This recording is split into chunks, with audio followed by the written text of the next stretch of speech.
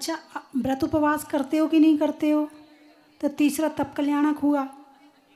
और ज्ञान है कि नहीं है आपको? तो चौथा ज्ञान हो गया। अब कौन सा बचा? वो कब होगा? जब भगवान की माता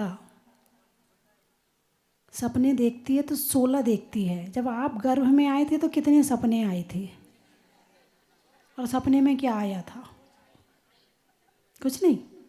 अच्छा, जब भगवान गर्भ में आते हैं तो कुबेर इंद्र 6 महीने पहले से और 9 महीने तक रत्नों की वृष्टि करता है। तो आपके यहाँ किसकी वृष्टि हुई थी? अरे बोलिए ना, अभी तो बताया ना आपने 2 कल्याणक हो गए मेरे। तो आपके यहाँ कुछ तो वर्षा होगा, पानी वानी है? नहीं। अच्छा, जब भगवान का जन्म हुआ तो उन्हें सुमेरु पर्वत पर ले गए थे सौधर्मेंद्र और 1008 कलशों से उनका अभिषेक किया था। तो आपका अभिषेक कहाँ हुआ था? किसने किया था? हॉस्पिटल में एक टब में रख के लोटा डाल दिया होगा, हो गया अभिषेक है। तो हमारा गर्भ तो हुआ है, कल्याणक नहीं हुआ। हमारा जन्म तो हुआ है मगर कल्याणक नहीं हुआ। और उनके गर्भ और हमारे गर्भ में क्या अंतर है? उनका अंतिम गर्भ है, अब वो कभी गर्भ में दोबारा नहीं आएंगे। उनका अंतिम जन्म है, अब उनका दोबारा कभी जन्म नहीं होगा। और मात्र उपवास करने को तप नहीं कहते हैं। 12 तपों को पढ़ लेना कि किस तरह 12 तप तपे जाते हैं, अंतरंग और बहिरंग। और जो ज्ञान है अभी तो अपने पास में 6 उपशम ज्ञान है। कौन सा ज्ञान है? 6 उपशम ज्ञान किससे कहते हैं भाई? सूरज अभी बादलों से ढका है लेकिन बीच में थोड़ा सा खुल गया, इसलिए प्रकाश मिल रहा है। यदि बादल चाहें तो फिर सूरज को ढक दें। इसी तरह अभी हमारा केवल ज्ञान कर्मों से ढका हुआ है।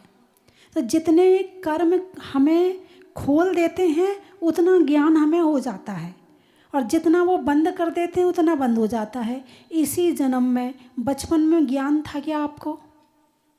बोलिए ना। नहीं था। अभी जितना ज्ञान है ये गारंटी है कि बुढ़ापे में पूरा रहेगा? अधिक बूढ़े हो जाओगे तो क्या उतना ज्ञान जितना आज है आपका, क्या उतना ज्ञान रहेगा? इसको कहते हैं 6 उपशम ज्ञान। कर्म जितना खोल देता है, जितना क्षय होता है, जितना उपशम होता है उतना मिल जाता है, और जितना ढका रहता है उतना नहीं मिलता है। अभी हमारा कर्म से संबंधित ज्ञान है। कर्म चाहता है तो खोलता है, नहीं चाहता तो नहीं खोलता। और ऐसा नहीं कि कर्म के हाथ में चाबी है, चाबी हमारे हाथ में है। अब इस समय जब आप भगवान की भक्ति कर रहे, पूजा कर रहे, सब भूल गए, सारी दुनिया भूल गए, बस भगवान का समोशरण, भक्ति, भगवान, भजन, बस यही। ऐसे समय में आपकी जो पाप कर्मों की निर्जरा होती वो अनंत गुनी होती है। इसलिए ऐसे कभी सामूहिक विधान हो, कभी सामूहिक कार्यक्रम हो, छोड़ना मत, अवश्य बैठना चाहिए। क्योंकि अकेले में बैठकर जो आप पूजा करते ना वो अलग होती है। उस समय तो दिमाग विचार घूमते रहते हैं और पूजा चलती रहती है। और यहाँ जो पूजा चल रही है कुछ याद नहीं है, बस दिमाग, आंखें कहाँ हैं? किताब में। अर्घ चढ़ रहे हैं, भक्ति कर रहे हैं, यहाँ कुछ याद नहीं आ रहा है। तो ऐसे समय की गई पूजा अनंत पाप कर्मों का नाश करने वाली होती है। सफाई होती ना 3 तरह की। एक तो है रोज़ झाड़ू लगा ली, पोंछा लगा लिया। दूसरा है कभी महीने भर में थोड़े पर्दे वर्दे झटक दिए, थोड़े सोफ़ा के नीचे से झाड़ू लगा ली, पोंछा लगा लिया। और तीसरी सफाई होती है साल की। क्या? कब होती है? क्या बात है, सबको पता है। इसी तरह 3 तरह की पूजा होती है। एक तो रोज़ की पूजा कर ली भाई, टाइम हो गया, फटाफट जल्दी करना, वो वाली पूजा निकाल ले, जल्दी कर, घर जल्दी जाना है। अभी यहाँ कोई जल्दी नहीं है, आराम से नाच रहे, कूद रहे, और साथ में किताब, मतलब मैं देख रही आप लोगों को, आप लोगों की नज़रें किताब से नहीं हट रही हैं। आप एक एक अक्षर पढ़ रहे हैं, आप एक अक्षर भी नहीं छोड़ पा रहे, आप इतने ध्यान से पढ़ रहे हैं। बोलिए हाँ या ना, आनंद आ रहा कि नहीं आ रहा? और रोज़ जो पूजा करते उसमें इतना आनंद आता है क्या? अभी यहाँ जो अभिषेक करते हैं उसमें कितना आनंद आ रहा है, और रोज़ जो अभिषेक करते हैं वो हम ही जाएं क्या? वो तो आता नहीं, वो तो आता नहीं, वो तो आता नहीं। बोलिए ऐसा होता है कि नहीं होता? और यहाँ के अभिषेक में मैं करूँगा, मैं करूँगा, मैं करूँगा, ये उत्साह, ये अंदर का उत्साह ही कर्मों की निर्जरा करता है। कुछ समझ में आ गया? बंद करूँ? अब समझ में आ गया तो फिर तो ऐसा उत्साह है जैसा आज पूजा के प्रति है, आज विधान के प्रति, ऐसा हमेशा बना रहे। अभी आपको लग रहा कि आप बूढ़े हो गए? जो बूढ़े हैं उन्हें अपना बूढ़ापन महसूस नहीं हो रहा अभी यहाँ पर बैठ के, वो अपने आप को जवान महसूस कर रहे हैं। जो बच्चे हैं वो बच्चे नहीं, वो भी बड़े हो गए, उन्हें भी नहीं लग रहा कि वो बच्चे, वो भी पूरी भक्ति के साथ में कर रहे हैं। बहुत अच्छा लग रहा है। हमारी अष्टकुमारियाँ 8 ही तो हैं, तो ये पंच कल्याणक पूजा, पंच कल्याणक के व्रत भी होते हैं, 120 व्रत होते हैं, जिसमें 24 तीर्थंकर के 5 कल्याणक हैं। तो कितने हुए एक तीर्थंकर के? गर्भ के 24, जन्म के 24, तप के 24, ज्ञान के 24 और मोक्ष के 24। कितने हो गए? 120। इसमें 120 व्रत होते हैं। और इस पंच कल्याणक विधान की पूजा भी अलग, एक विधान अलग है जो पंच कल्याणक में किया जाता है, तो उसमें से पूजा करी जाती है। और ये तो कल्पद्रुम महामंडल विधान चल रहा है, मुझे भी बड़ा आनंद आ रहा है, बड़ा अच्छा लग रहा। मैं भी इंतज़ार करती कि कब जल्दी जाऊं और मैं भी यहाँ बैठ के भगवान की भक्ति करूं। ये विधान मेरा तो मन करता रोज़ ही हो, अब लेकिन रोज़ तो हो नहीं सकता है, लेकिन जैसे ही मौका मिलता है मैं तुरंत कहीं ना कहीं सेट करवा देती हूँ और मैं अपनी भक्ति भी खुद कर लेती हूँ, है ना? तो आप लोगों को आनंद आ रहा है ना? तो 1 2 3 क्या आज 1 तारीख, कल 2 तारीख, परसों 1 2 3, इसके बाद फिर मैं भी अपना बिहार का विचार बनाऊं। अब आप लोग थक गए होंगे तो रेस्ट भी तो करेंगे ना? नहीं थके? अब मैं यहाँ रहूं और आप ना आए तो फिर मैं क्यों रहूं यहाँ पे? डेली आएंगे? कौन कौन आएगा? हाँ देख तो लूँ पहले एक बार। क्या बात है, क्या बात है, ठीक बात है। चलो मैं विचार बनाती हूँ फिर, ठीक है? नहीं तो मैंने तो यही सोचा है 1 2 3, इसके बाद हम अब अनुबद्ध केवली की पूजा आ रही है। जैसे भगवान को मोक्ष हुआ, उसके तुरंत बाद दूसरे जीव को केवल ज्ञान हो गया, फिर तो ऐसे कौन कौन अनुबद्ध केवली हुए हैं उनकी पूजा आएगी। फिर हाँ, अनुत्तर प्राप्त मुनियों की पूजा बताती जाऊँ। माता जी भी जहाजपुर से आई हैं, हमारी दोनों झुल्ली का माता जी। आज पूरा संघ आ गया, आज पूरा संघ समूह शरण में बैठा है। हाँ माता जी। महिलाओं में कड़ा का, भोजन में बड़ा का, और आने वालों में बूंदी के गोठड़ा का बड़ा ही महत्व है। होने में बोध का, बच्चों के लिए माँ की गोद का, और आने वालों में अलौद का बड़ा ही महत्व है। रजाई में खोली का, शिखर जी में डोली का, और विधान होने में हिंडोली का बड़ा ही महत्व है। कोटा से भी आए हैं। सावन की घटा का, रसोई में पटाका, आने वालों में कोटा का बड़ा ही महत्व है। सिंगोली से दवाई की गोली का, कोयल की बोली का, और आने वालों में सिंगोली का बड़ा ही महत्व है। डाभी से भी आए हैं। अच्छा। शरीर में नाभि का, घर में भाभी का, और आने वालों में डाभी का बड़ा ही महत्व है। बूंदी से भी पक्ष में सुधी का, मंदिर में बेदी का और आने वालों में बूंदी का। बड़ा ही महत्व है। महिलाओं में कड़ी, भोजन में कड़ी का, हाथ में घड़ी का और आने वालों में पैंच की बावड़ी का। बड़ा ही महत्व है। चेता, अच्छा। बच्चों में ताता का, जानते ना, जब छोटे बच्चों को ता, है ना, बच्चों में ताता का, घर में माता का और आने वालों में चेता का। बड़ा ही महत्व है। खटकड़, खटकड़, अच्छा, गरोट खटखट, गरोट। गरोट, हाँ। दाल में मोट का, समाज में गोट का और आने वालों में गरोट का। बड़ा ही महत्व है। खटकड़, अच्छा। वृक्षों में बड़ का, बड़ की जड़ का, आने वालों में खटकड़ का। बड़ा ही महत्व है। और जहाजपुर का। जहाजपुर, गाने में सुर का, देवों में असुर का और आने वालों में जहाजपुर का। बड़ा ही महत्व है। मुनि सुव्रत। चलने में पात का, मित्रों में सात का और भगवान जमीन से निकलने में मुनि सुब्रत नाथ का। विधान। देश के संविधान का, खेत में धान का और आन होने वाले कल्पत्रु महामंडल विधान का। बड़ा ही महत्व है। मुझे ज़्यादा कुछ नहीं आता है, लेकिन इतना जानती हूँ, यदि अपनी लाइट जलानी है तो जो पावर हाउस होता है ना, उससे जुड़े रहो। क्या समझ में आया? अपनी लाइट सही रखनी है, अपना मन सही रखना है, अपना जीवन सही रखना है, तो जो पावर हाउस होता है उससे जुड़े रहो। पावर हाउस कौन है? देव, शास्त्र, गुरु। इनसे जुड़ने का माध्यम क्या है? भक्ति। इनसे जुड़ने का क्या माध्यम है? भक्ति। भक्ति कैसे करें? पूजा से करें, विधान से करें, सेवा से करें, जाप से करें, माला से करें, दान से करें, है ना, उनकी आज्ञा पालन करके करें। भगवान महावीर ने क्या कहा है, उनकी आज्ञा का पालन करते हुए अपना जीवन जिएं। बस इससे ज़्यादा कुछ भी जानने की ज़रूरत ही नहीं है। पंचम काल है, मोक्ष तो मिलना नहीं है, ये तो पक्का है। उतनी तपस्या हमसे हो नहीं सकती है कि हम बहुत बड़े बड़े सिंह निष्क्रिय व्रत अपन कर लें।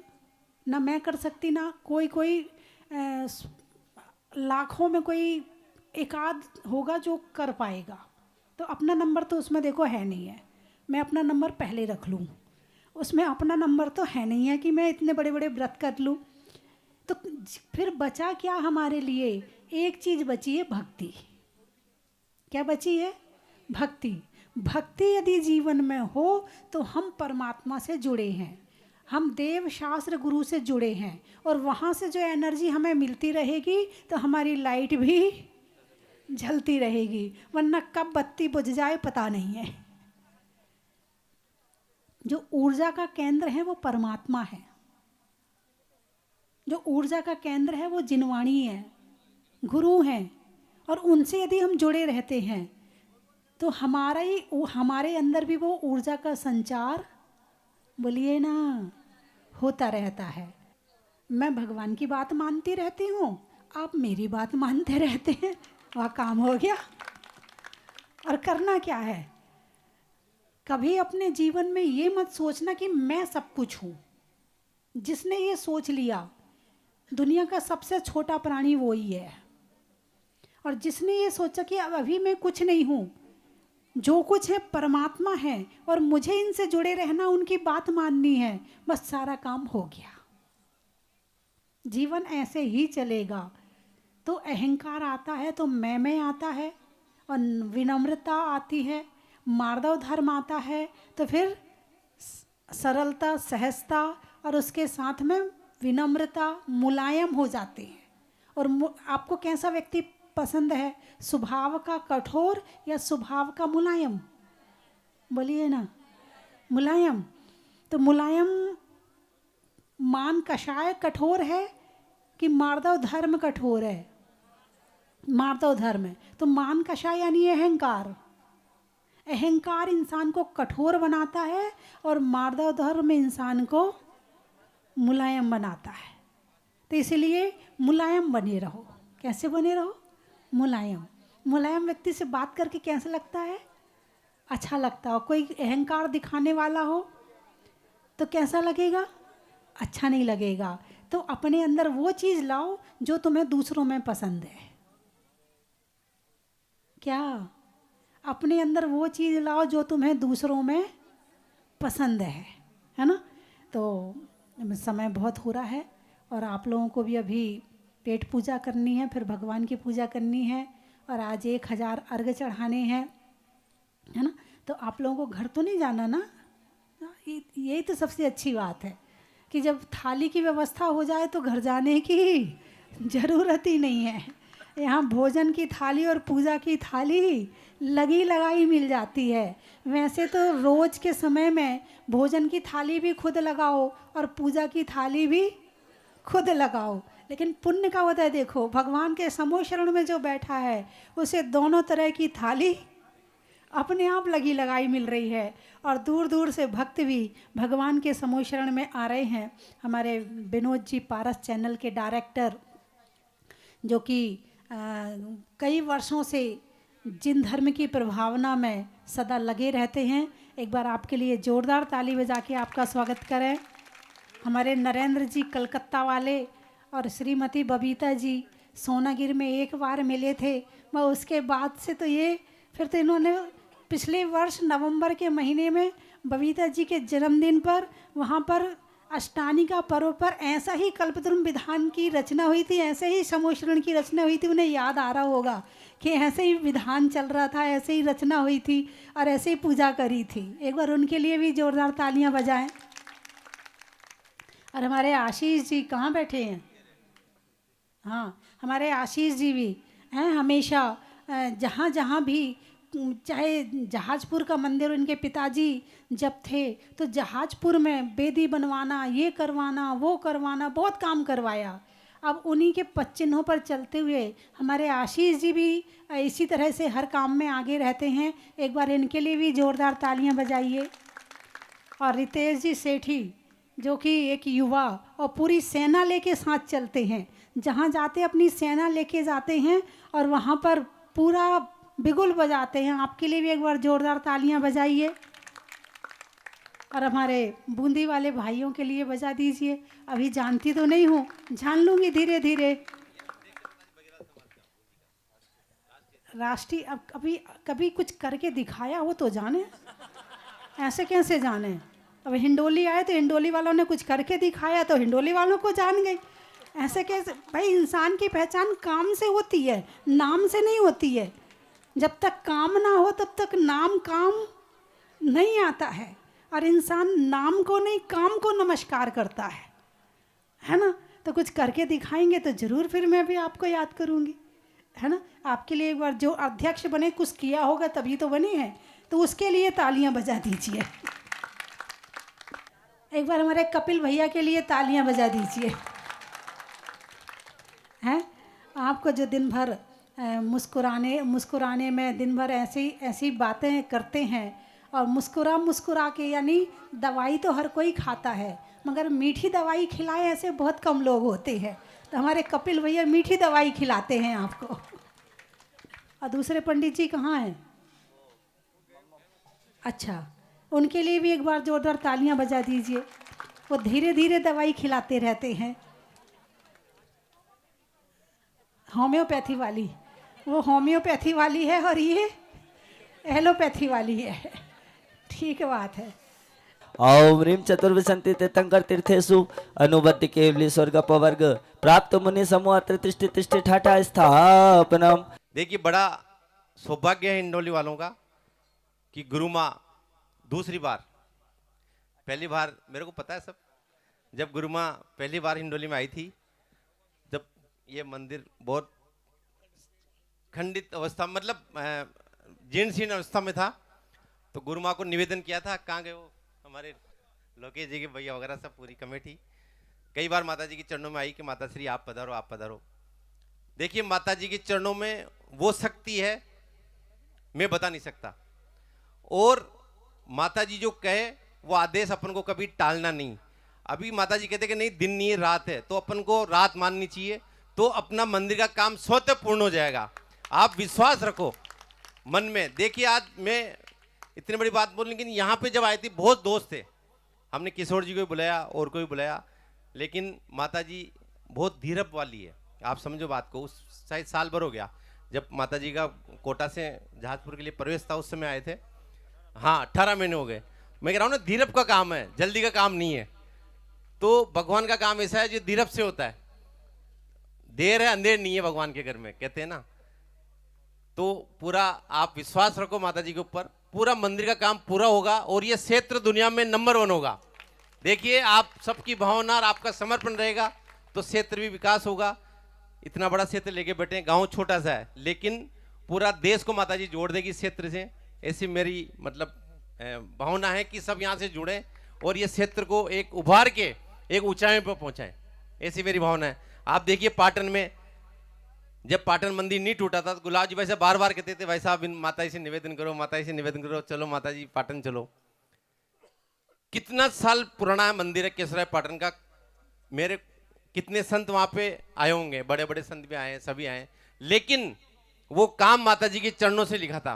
माता जी के चरण पड़े और मंदिर, भगवान तो है ही, मुनिसुतनाथ भगवान की मेहरबानी के बगैर तो कुछ हो नहीं सकता। माता जी मुनिसुतनाथ भगवान का आशीर्वाद था। जब भी मुनिसुतनाथ भगवान ने आपको बुलाया और उस मंदिर को, जो इतना पुराना मंदिर है, माता जी को पीड़ा हुई क्योंकि सभी को पीड़ा थी कि वहाँ अभिषेक देखने में महिलाओं को देखने को नहीं मिलता था, 5 आदमी ढंग से देख नहीं पाते थे अभिषेक, तो बड़ी पीड़ा सबको होती थी। तो माता जी को भी बहुत पीड़ा हुई, गुलाब जी को भी पीड़ा थी बहुत कि माता जी मंदिर नया बने पूरा टूट के, लेकिन हिम्मत नहीं कर पा रहे थे कोई भी।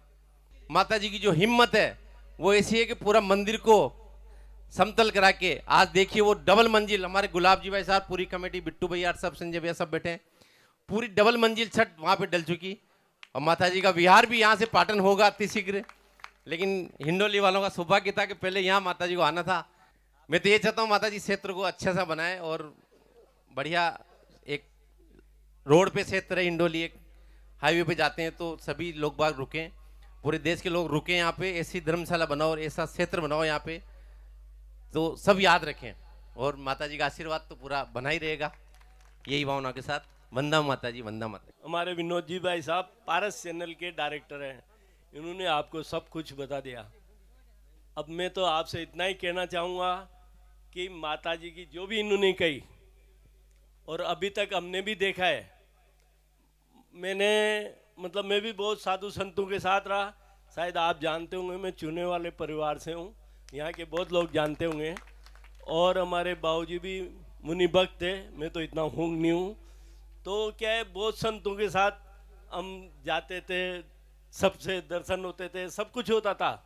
पर जब मैं पाटन, चांदखेड़ी से पाटन आया तो मेरा मन में एक विकल्प था, मैंने कहा कौन सा साधु संत जो यहाँ आए तो यहाँ का विकास हो। अब वहाँ क्या था, आप सब ने देख रखा होगा, पाटन बहुत पुराना मंदिर है, 4000 वर्ष पुराना मंदिर है। वहाँ क्या है, बुजुर्ग आदमी तो मेरे ख्याल से चढ़ने में दिक्कत आती थी, और जैसा विनोद जी भाई साहब ने बताया, अभिषेक दर्शन में बहुत दिक्कत होती थी। ऐसी गली थी, पहली बार में बना था जब, तो वो है ना नीचे ऐसे गुफा में गली में से जाते थे, तो थोड़ा होल बनाया।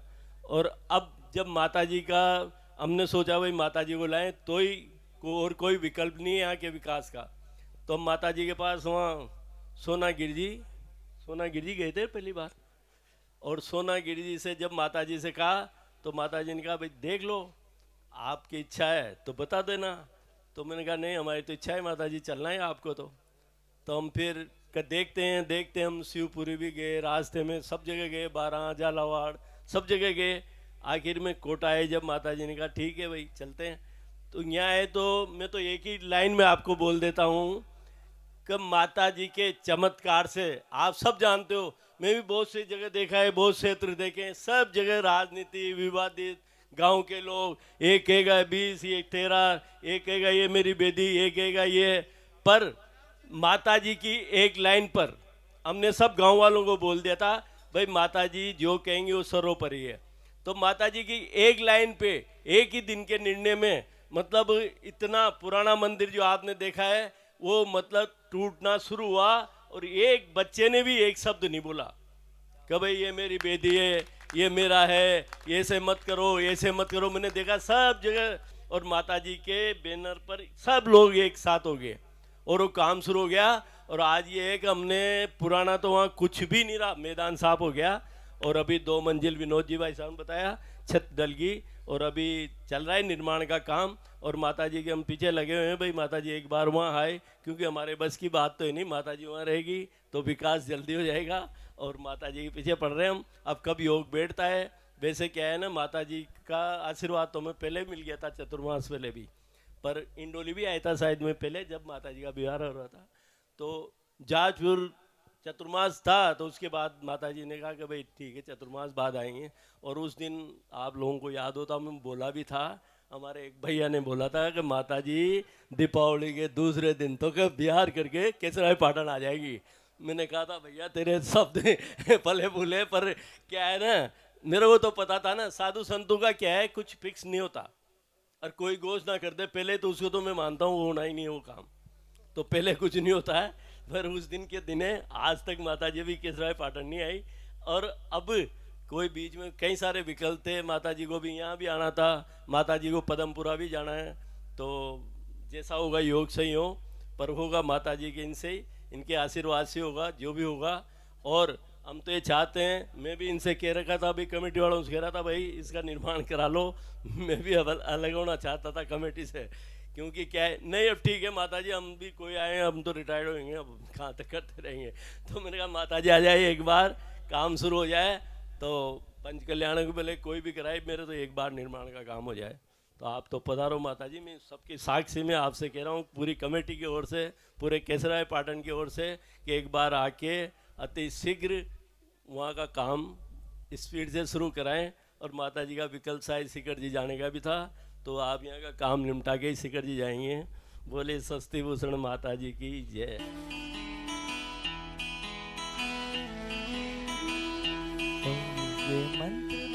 ये मंत्र नमोकारा है जी इतना प्यारा, है जी इतना प्यारा, जिसने भी जाप किया भव से पार उतारा। नमो अरिहंताणं नमो सिद्धाणं नमो आर्याणं नमो वज्रायाणं नमो लोय सब साहुणम्। ये मंत्र नमोकारा है जी इतना प्यारा, जिसने भी जाप किया भव से पार उतारा। नमो अरिहंताणं नमो सिद्धाणं नमो आर्याणं नमो वज्रायाणं नमो लोय सब साहुणम्।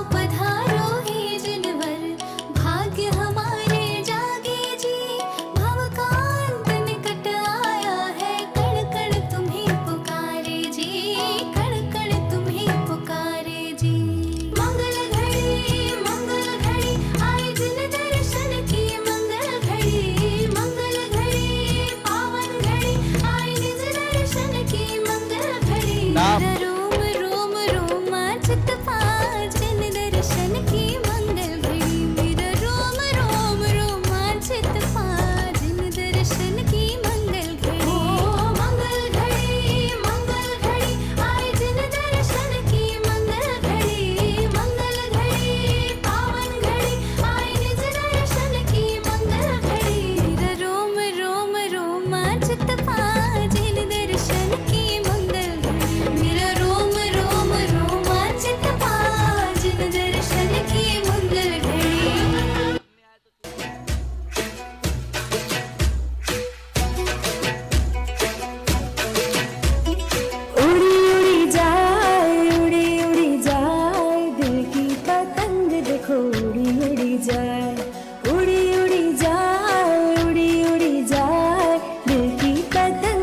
देखो उड़ी उड़ी जाए।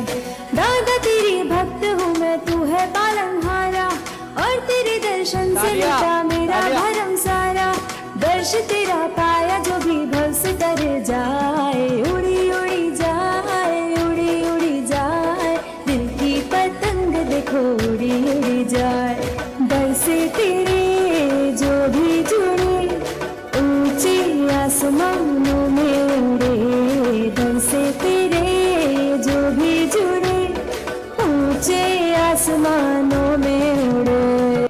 एक तेरा दरबार है बाबा सबसे सच्चा दुनिया में। एक तेरा दरबार है बाबा सबसे सच्चा दुनिया में। मुझसे पूछा क्या है तेरे पारस की उस बगिया में। मुझसे पूछा क्या है बाबा पारस की जहाँ पे मेरा दिल खो गया। तालिया। आओ हम मिलकर इस रास्ते पे कदम बढ़ाए, ये जैन धर्म के मोती घर घर में बिखराए। सत्य अहिंसा है, समता का पथ है, ये महावीर का शासन है, मिलके गाओ रे। जैनम जयतु शासनम, हो पावन जैन धर्मोस्तु मंगलम। जैनम जयतु शासनम, हो पावन जैन धर्मोस्तु मंगलम।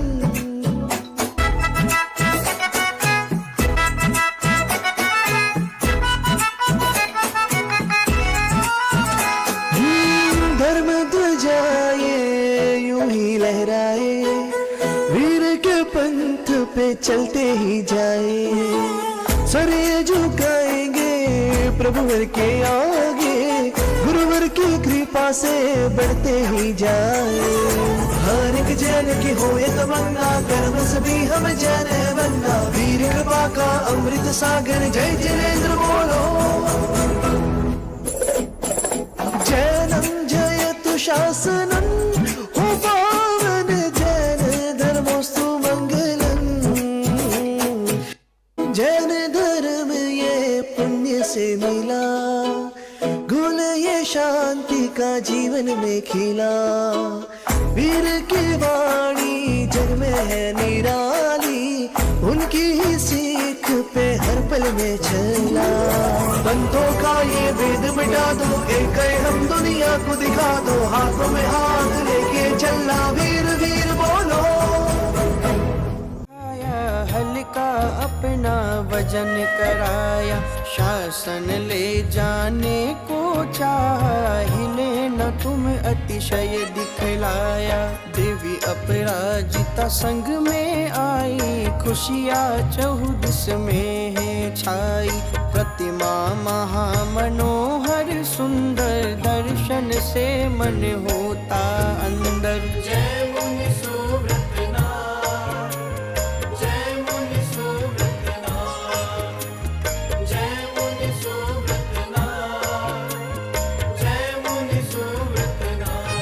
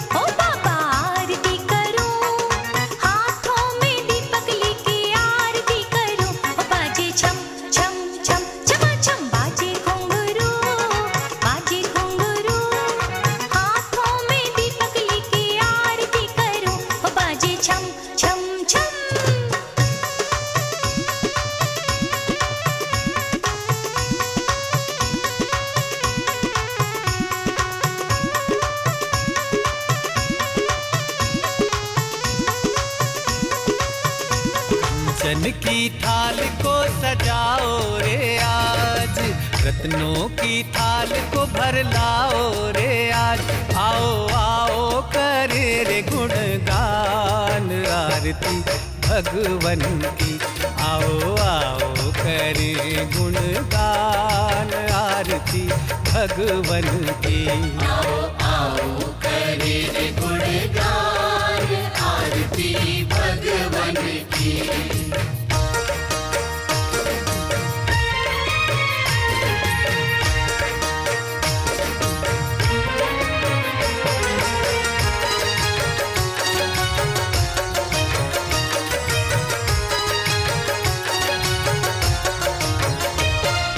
पिता सुमित्र के राज दुलारे, माँ पद्मा जी के नैनों के तारे।